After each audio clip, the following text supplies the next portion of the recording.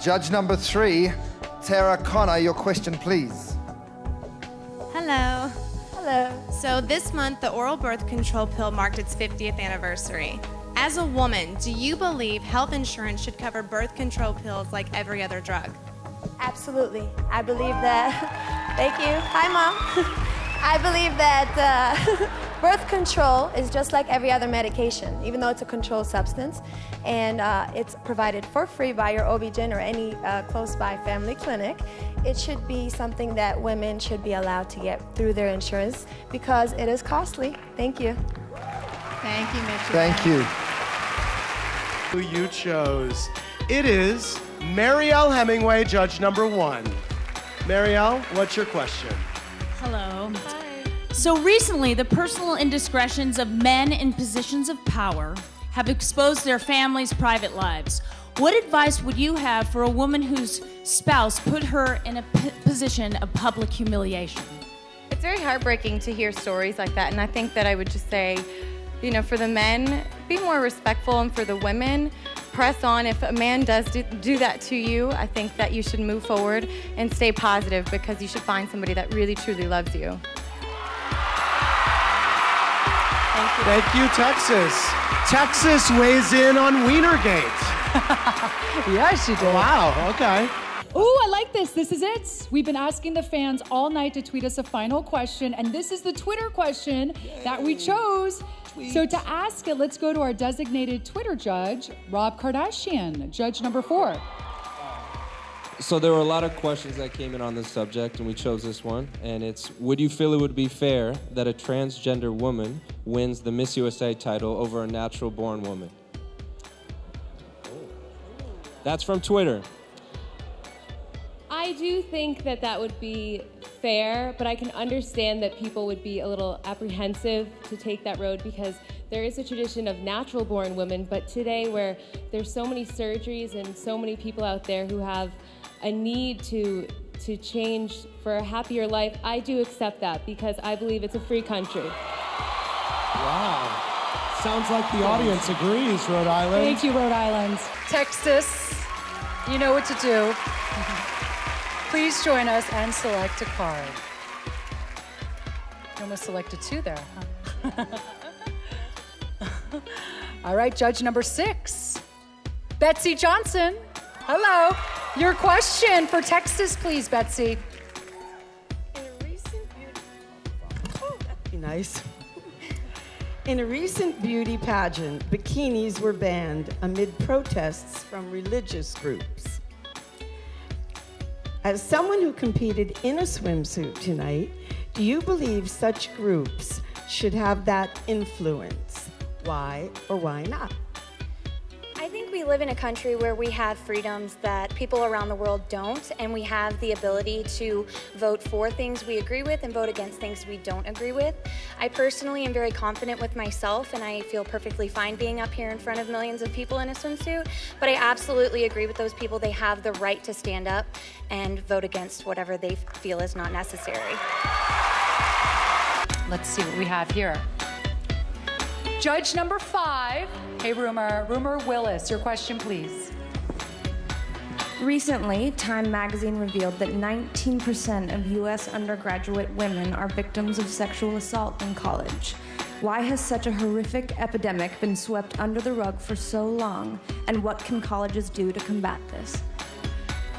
I believe that some colleges may potentially be afraid of having a bad reputation, and that would be a reason that it could be swept under the rug because they don't want that to come out into the public. But I think more awareness is very important so women can learn how to protect themselves. Myself, as a 4th-degree black belt, I learned from a young age that you need to be confident and being able to defend yourself, and I think that's something that we should start to really implement for a lot of women. And select any plaque you'd like, Oklahoma. Thank you. Pretty purple. All right. Judge number 8, Brooke Lee. Good evening, Oklahoma. How are you feeling? Evening. I'm doing great. How are you doing, Brooke? I'm good, thank you. The Confederate flag, excessive force by police, and same-sex marriage are all recent hot-button issues in our country. What do you think will be the next that we need to tackle on a national level? I think that we still need to talk about race relations in this country. We have not solved this issue.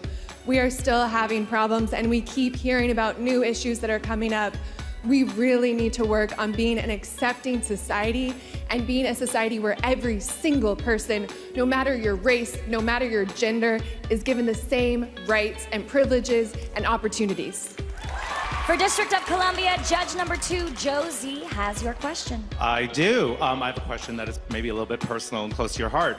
The Pentagon recently made the decision to open up all combat jobs to women. Now, some have questioned, yes, great, right? Now, some have questioned whether this has put political correctness over our military's ability to perform at the highest level. What are your thoughts? As a woman in the United States Army, I think it was an amazing job by our government to allow women to integrate into every branch of the military. We are just as tough as men. As a commander of my unit, I'm powerful. I am dedicated, and it is important that we recognize that gender does not limit us in the United States Army.